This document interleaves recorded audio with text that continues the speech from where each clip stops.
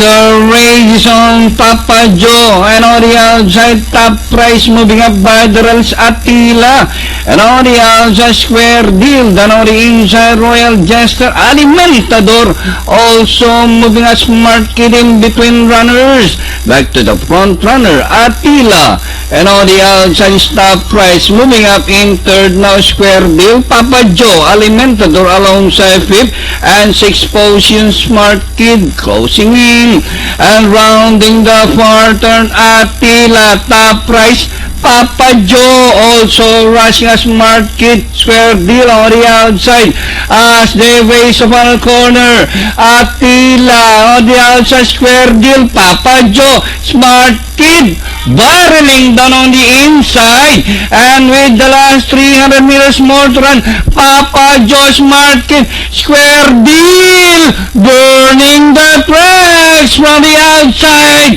It's now Square Deal, Papa Joe, and nearing the finish line from the stable of Jade Brothers Farm, 5A Square Deal second,